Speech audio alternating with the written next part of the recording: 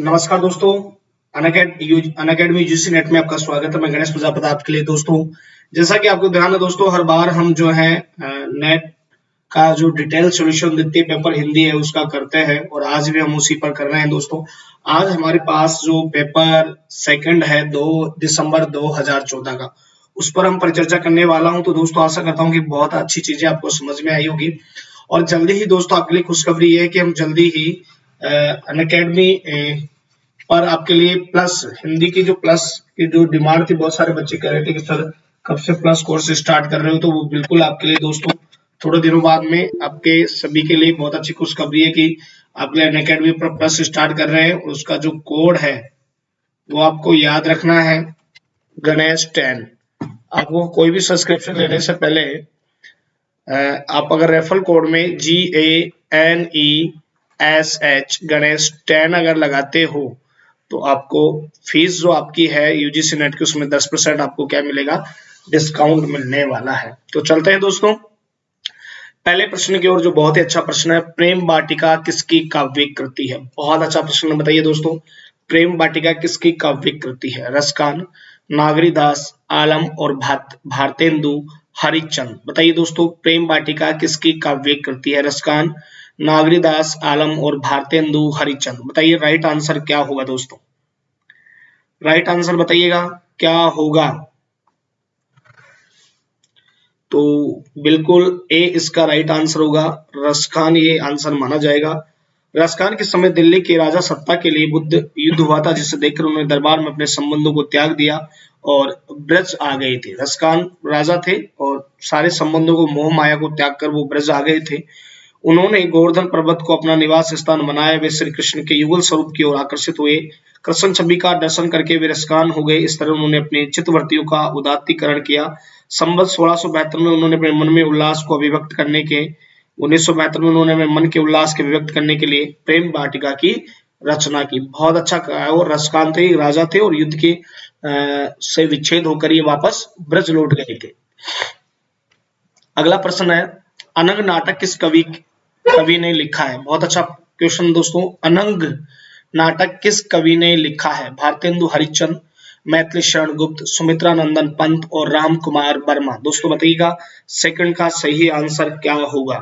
तो इसका जो सही आंसर होगा दोस्तों वो होगा मैथिली शरण गुप्त, यहाँ पर सही आंसर माना जाएगा। अनंग नाटक किस कवि ने लिखा है?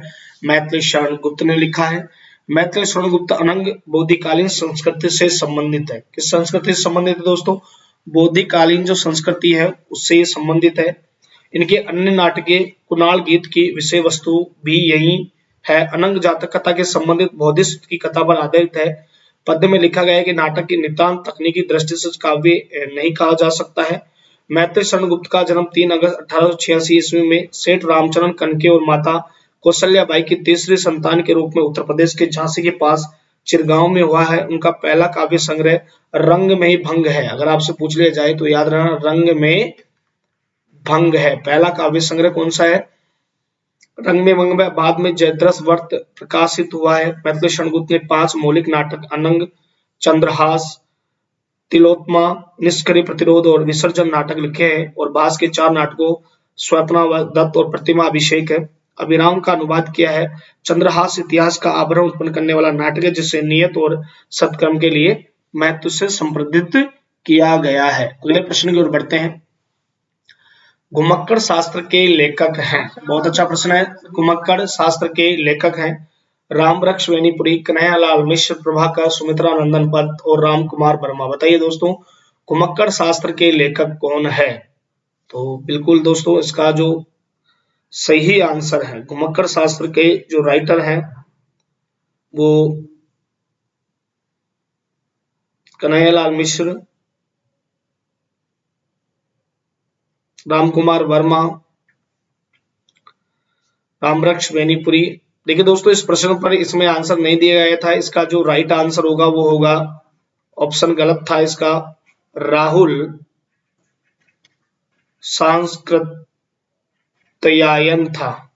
ठीक है, राहुल सांस्कृत्यायन था। यात्रा साहित्य के विकास में राहुल सांस्कृतिक का योगदान इतिहास की शैली से बहुत गुणवत्ता पूर्वक रहा है। इनके यात्रा वृत्तांत अप्रतिम है। मेरी तिब्बत यात्रा, मेरी लद्दाख यात्रा, किन्नर देश में, रूस में 25 मास, तिब्बत 1.25 वर्ष, मेरी युग यात्रा, यात्रा के पन्ने, जापान, ईरान, एशिया के भूमकर खंडों आदि इनके प्रमुख यात्रा वृत्तांत है। राहुल संस्कृत में यात्रा साहित्य को दो तरह से देखा जा सकता है। उनके एक तरह से लेखन की यात्राओं का केवल सामान्य वर्ण है, दूसरे प्रकार से यात्रा साहित्य में शुद्ध साहित्य कहा जा सकता है। दूसरे प्रकार से यात्रा साहित्य में राहुल संस्कृत के स्थान में अनेक रूप में लिखा है। सन 1948 में इन्होंने, ये बात है दोस्तों, सन 1948 में इन्होंने गुमक्कड़ शास्त्र नामक ग्रंथ की रचना की, जिससे यात्रा करने के लिए कला के बारे में बताया जाता है। तो ये राहुल ऑप्शन में यहाँ गलत था दोस्तों, याद रखना, रामकुमार वर्मा नहीं, राहुल सांस्कृत्यायन यहाँ पर आएगा और 1948 में लिखा गया लेख है। प्रेम सागर के लेखक है, बहुत अच्छा प्रश्न दोस्तों। प्रेम सागर के लेखक है ईशा अल्लाह खां, सदल मिश्र, लल्लू लाल और बाल कृष्ण भट्ट। दोस्तों बताइए फोर्थ क्वेश्चन का आंसर क्या होगा। प्रेम सागर के लेखक है ईशा अल्लाह खां, सदल मिश्र, लल्लू लाल और बाल कृष्ण भट्ट। बताइए दोस्तों सही आंसर क्या होगा। चौथे प्रश्न का बताइए दोस्तों क्या होगा, और इसका सी राइट आंसर माना जाएगा लल्लू लाल जी। ठीक है, लल्लू लाल जी ने की अगर कार्यकाल की बात करें तो 1763 से दोस्तों इसका रहा है 1835 तक इनका कार्यकाल माना जाता है। हिंदी गद्य के 4 प्रमुख स्तंभों में से एक अन्य 3 स्तंभ ईशा अल्लाह खां, ठीक है, सदल मिश्र और मुंशी सदा सुखलाल माने गए हैं। बालकृष्ण भट्ट को हटा दे तो इन्होंने लल्लू लाल जी ने लाल कवि के नाम से भी जाना जाता था। इनका जो उपनाम है इतिहास में वो लाल कवि के नाम से भी दोस्तों जाना जाता है।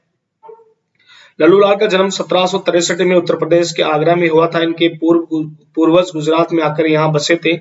लल्लू लाल आजीविका के लिए मुंशीबाद, कोलकाता और जगन्नाथपुरी आदि स्थानों पर, लेकर नियमित आजीविका का कोई व्यवस्था इनके पास नहीं थी। घुमक्कड़ जीवन व्यतीत किया करते थे।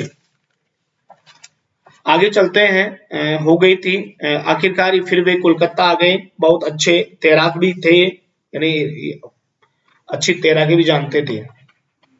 ठीक है, एक दिन उन्होंने तैरते समय एक अंग्रेज को डूबने से बचाया था। उस पर अंग्रेज ने इसकी बड़ी सहायता की और उन्हें फोर्ट विलियम्स कॉलेज में हिंदी पढ़ाने और हिंदी गद्य ग्रंथों की रचना काम मिला। उनका काम ब्रिटिश राज के कर्मचारियों के लिए पाठन सामग्री तैयारता हुआ था। सन 1835 में कलकत्ता में इनका निधन हो गया था। ठीक है, और इनके प्रमुख रचनाकार है सिंहासन 32, बेताल 25, शकुंतला और माधव नाल और प्रेम सागर और ब्रज भाषा में व्याकरण के द्वारा।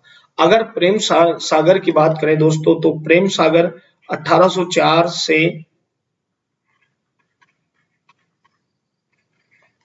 1810, ठीक है, के बीच लिखी गई उनकी ग्रंथ प्रेम सागर कृष्ण की लीलाओं में भागवत पुराण के 10वें अध्याय में आधारित थी। सन 1848 में 34वीं रेजिमेंट लखनऊ के कैप्टन डब्ल्यू हॉसलिंग के प्रेम सागर को अंग्रेजी में अनुवाद किया था। आगे चलते हैं, आत्मनिरीक्षण के लेखक है, बहुत अच्छा प्रश्न दोस्तों। 5वां प्रश्न बताइए, आत्मनिरीक्षण के लेखक है।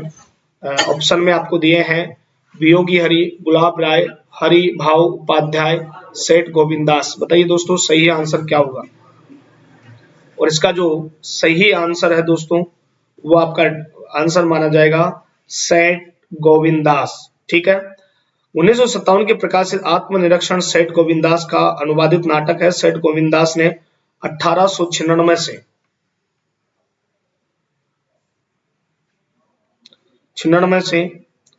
1974, ठीक है, 1896 स्वतंत्रता सेनानी, सांसद तथा साहित्यकार थे। सन 1947 में स्वतंत्र में तब वे जबलपुर में सांसद रहे। वे महात्मा गांधी के निकट सहयोगी थे। उनको दमोह में 8 माह का कारावास झेलना पड़ा था, जहां उन्होंने 4 नाटक लिखे, प्रकाश, कर्तव्य, नवरस और स्पर्धा एकांकी, इन्हीं के द्वारा लिखा गया है। आगे चलते हैं, पृथ्वी प्रदक्षिणा के लेखक हैं। बहुत अच्छा प्रश्न, बताइए दोस्तों पृथ्वी प्रदक्षिणा के एक लेखक कौन है। मौलवी महेश प्रसाद, राहुल सांस्कृत्यायन, शिव प्रसाद गुप्त और सत्य देव वाचक। बताइए दोस्तों सही आंसर क्या होगा? तो इसका होगा शिव प्रसाद गुप्त, इसका राइट आंसर माना जाएगा। बाबू शिव प्रसाद गुप्त के यात्रा वृतांत पृथ्वी प्रदक्षिणासन 1924 में, कब की बात है बच्चों ये? 1924 का आरंभिक यात्रा साहित्य में खास स्थान है। इसमें संसार के अनेक स्थानों पर रोचक वर्णन है, जिसकी सबसे बड़ी विशेषता चित्रात्मकता है। अगर इसकी पूछ लिया जाए तो इसकी सबसे बड़ी जो विशेषता है दोस्तों वो है चित्रात्मकता। चित्रों के माध्यम से समझाने का इसमें प्रयास किया गया है। आगे चलते हैं नेक्स्ट प्रश्न की ओर। इनमें से किस उपन्यास के लेखक अमृतलाल नागर नहीं है? बहुत अच्छा प्रश्न दोस्तों, बताइए इनमें से किस उपन्यास के लेखक अमृतलाल नागर नहीं है? सुहाग के नुपुर, मानस का हंस, भूले बिसरे चित्र और बूंद और सागर। बताइए दोस्तों सही आंसर क्या होगा? तो दोस्तों इसका सही आंसर होगा भूले बिसरे चित्र। अमृतलाल नागर का जन्म 17 अगस्त 1916 को कब माना जाता है? 17 अगस्त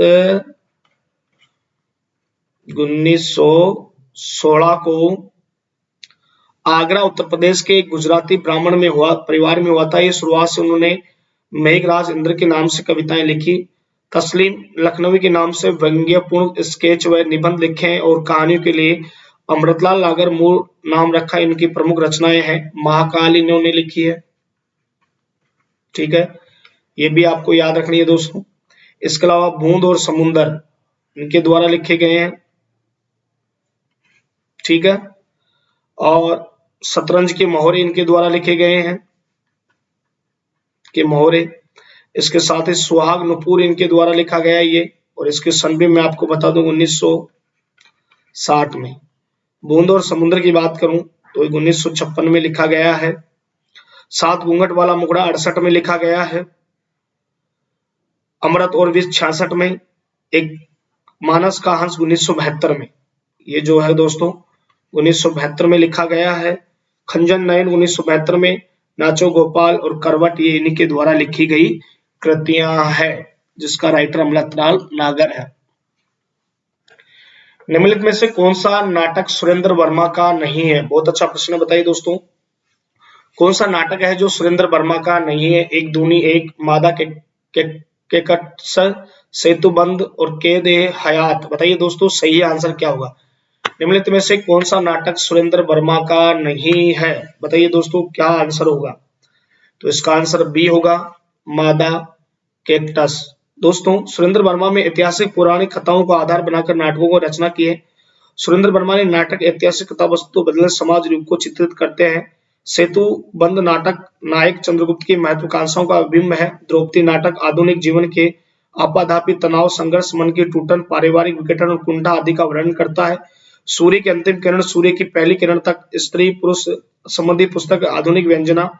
आठवां सर्ग सुरेंद्र वर्मा की कालिदास की पैरी और पक्षधरता की बहाने के स्वयं अपने नाटकों में नर नारी संबंधों और उनकी विलास क्रियाओं की तर्क संबद्ध और विश्वसनीय व्याख्या प्रस्तुत की है। छोटे सहित बड़े सहित तत्कालीन राजनीतिक राज्य कुचास और दावपेच, हिंसा, पुष्पा गणना आदि लिखी। एक दूनी एक, अकेले रहने वाले स्त्री पुरुषों के नाटकों के बारे में इनके द्वारा लिखा गया है। निम्नलिखित में से कौन सा नाटक राहुल सांस्कृत्यायन का नहीं है? बहुत अच्छा प्रश्न है दोस्तों। निम्नलिखित में से कौन सा नाटक है जो राहुल सांस्कृत्यायन का नहीं है? सिंह सेनापति, जय योद्धे, तिवा दोसदास और व्यतीत। बताइए सही आंसर क्या होगा? तो बिल्कुल डी इज राइट आंसर, व्यतीत होगा। व्यतीत जयेंद्र कुमार का उपन्यास है। पूछ लिया जाए तो ये किसका है भाई? जयेंद्र कुमार का उपन्यास है। किसका उपन्यास है? जयेंद्र कुमार राहुल संस्कृत प्रमुख साहित्यिक कृतियां इस प्रकार है। देखो, सप्तमी के बच्चे एक कहानी है। सप्तमी के बच्चे कहानी है दोस्तों एक प्रकार की है, और ये जो है 1939 में लिखी गई है। इसके अलावा जीने के लिए, जीने के लिए 1940 में है, ठीक है। इसके अलावा सिंह सेनापति पति जो है वो 1944 में लिखा गया है। इसके अलावा मधुर स्वप्न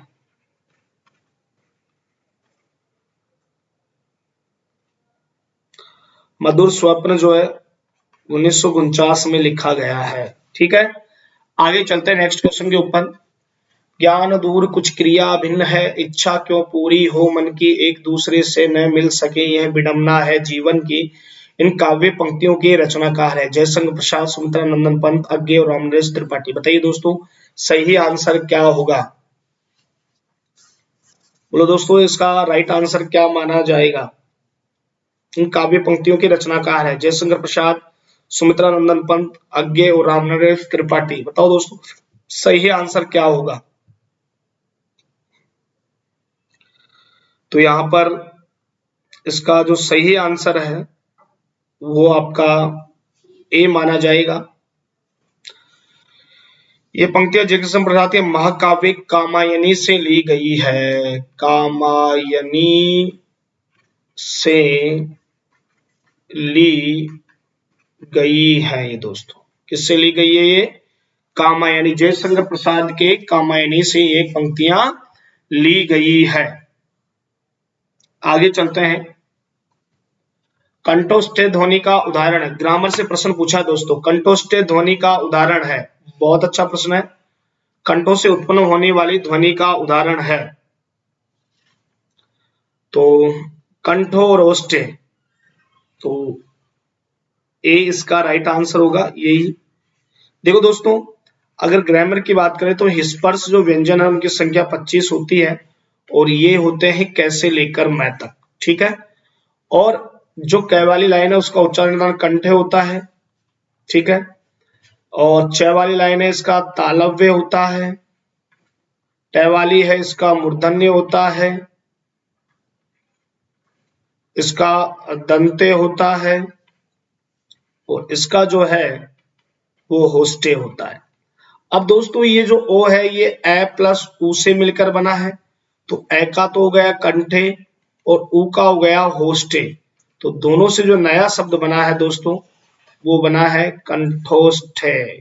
ठीक है, तो ए इसका राइट आंसर माना जाएगा। ठीक है, आगे चलो। पश्चिमी हिंदी की दो बोलियों का सही युग्म है। पश्चिमी हिंदी की बोलियां हैं दोनों, इनका सही युग्म माना गया है दोस्तों। बताइए पश्चिमी हिंदी की बोलियों का सही युग्म है। ये बोलियां मैंने आपको पिछली बार क्लास में भी बताई थी। इसके बारे में बहुत सारी चीजें आपको मैंने बहुत ही बेहतरीन तरीके से बताई थी। तो बताइए दोस्तों, कन्नौजी, अवधी, ब्रज बघेली, छत्तीसगढ़ी, बगरू, बागरू और खड़ी बोली बुंदेली। तो इसका जो राइट आंसर है वो खड़ी बोली और बुंदेली होगा। दोस्तों पश्चिमी हिंदी के तहत 5 बोलियां खड़ी बोली, बागरू, ब्रज, कन्नौजी और बुंदेली खड़ी बोली अपने मूल रूप में मेरठ बिजनौर के आसपास बोली जाती है। ये जो बोली है दोस्तों मेरठ और बिजनौर के आसपास बोली जाती है। इसी आधार पर आधुनिक हिंदी और उर्दू का रूप विकसित हुआ है। बागरू, जाटू या हरियाणवी भी कहते हैं इसे। ये पंजाब के दक्षिण पूर्व में बोली जाती है। कुछ विद्वान इसके अनुसार बागरू खड़ी बोली का ही रूप है जो पंजाबी में राजस्थानी का मिश्रण माना जाता है। ब्रज भाषा मथुरा के आसपास ब्रज मंडल में बोली जाती है। हिंदी साहित्य में मध्य युग ब्रज भाषा के उच्च कोटि का काव्य निर्मित हुआ है, इसलिए इसे बोली न कहकर आदर पूर्वक भाषा कहा गया है। मध्यकाल में बोली संपूर्ण हिंदी प्रदेश के साहित्यिक भाषा के रूप में मान्यता मानी गई है। आगे चलते हैं दोस्तों। शब्द जब वाक्य में प्रयुक्त होकर होने की योग्यता प्राप्त करता है तो उसे कहा जाता है। जब शब्द वाक्य में प्रयुक्त हो जाता है तो उसे क्या कहते हैं? तो देखो दोस्तों मैंने आपको बहुत इसका इतिहास पढ़ाया था कि सबसे पहले हिंदी में कौन आई ध्वनि? ध्वनि से वर्ण बने थे, वर्ण से जब कहते हैं शब्द। लेकिन यही शब्द जब किसी दोस्तों वाक्य में प्रयुक्त हो जाता है तो ये शब्द नहीं कहलाता, फिर ये क्या कहलाता है? पद, और इसका सी राइट आंसर माना जाएगा। ठीक है ना भाई। वर्ण भी दो चीज से मिलकर बने हैं विद्यार्थियों। वर्ण में एक में तो होता है बच्चों स्वर और एक में होता है व्यंजन। इन दोनों से कौन मिलकर बना है? वर्ण मिलकर बने हैं। तो बिल्कुल ये सी इसका राइट आंसर माना जाएगा। बोलो यहां तक कोई दिक्कत है क्या? शाबाश, वेरी गुड, बहुत अच्छा। आगे चलो। अर्धमागधी अपभ्रंश से विकसित बोली है। अर्धमागधी अपभ्रंश से विकसित बोली कौन सी है? बहुत अच्छा प्रश्न है दोस्तों, बताइए इससे विकसित जो बोली है वो कौन सी है? पागरू, बघेली, ब्रजभाषा और भोजपुरी। बताइए दोस्तों सही आंसर यहां पर क्या होगा? तो अर्धमागधी तो यहां पर बी आंसर होगा दोस्तों, बघेली भाषा यहां पर मानी जाएगी। ठीक है, बी आंसर होगा।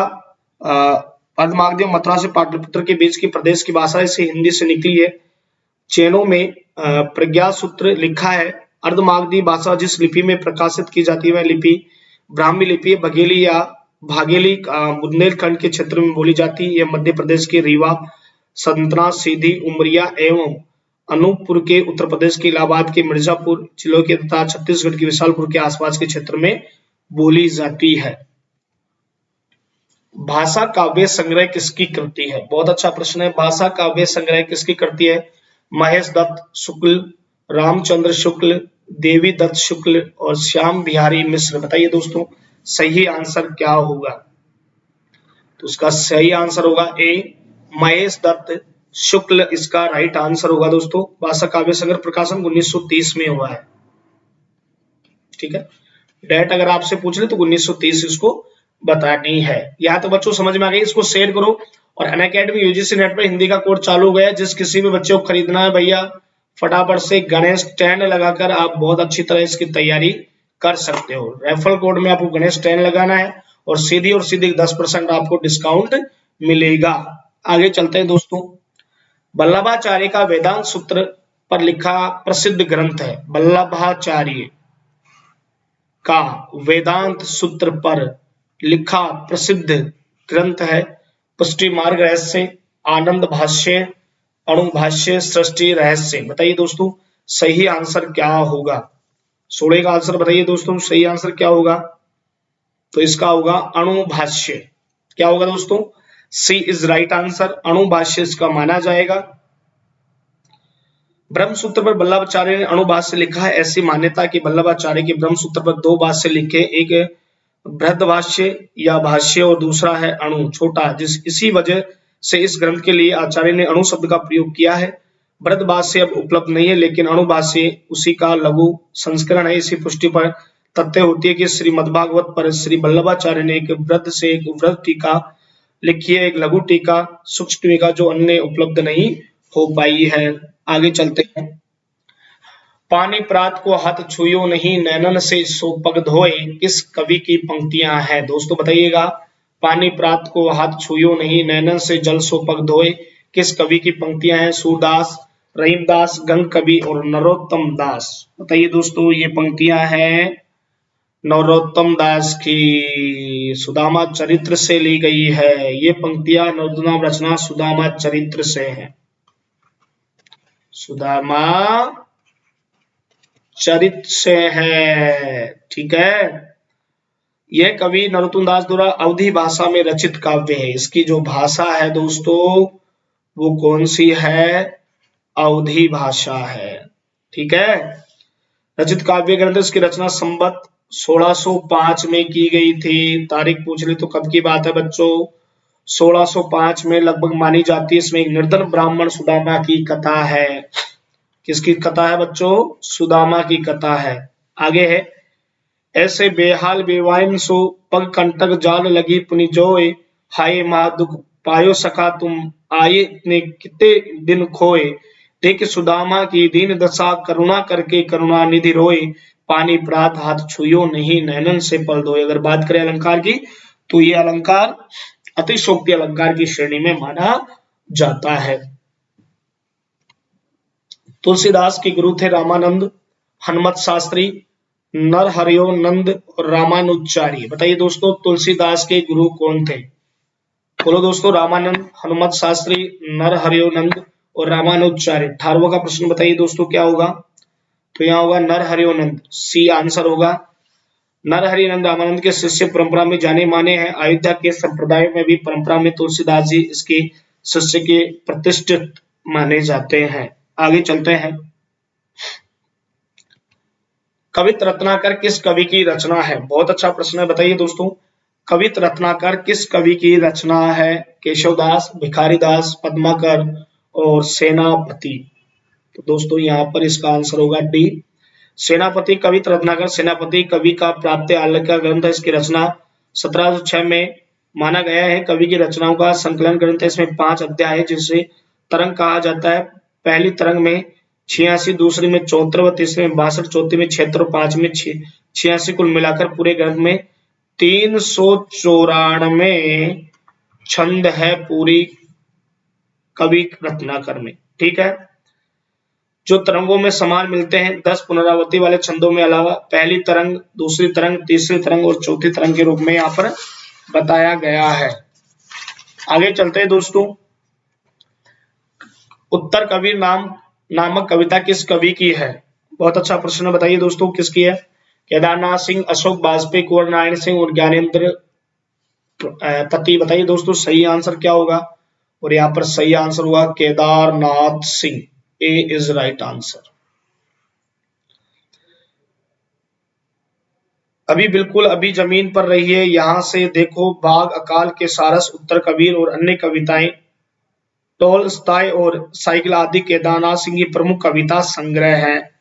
अभी जमीन पर रही, यहाँ देखो बाग, अकाल में सारस और उत्तर कबीर, ये सभी केदार सिंह की रचनाएं हैं। तो ये था दोस्तों आपके 2014 का डिटेल सॉल्यूशन। आशा करता हूँ कि बहुत अच्छा समझ में आया होगा।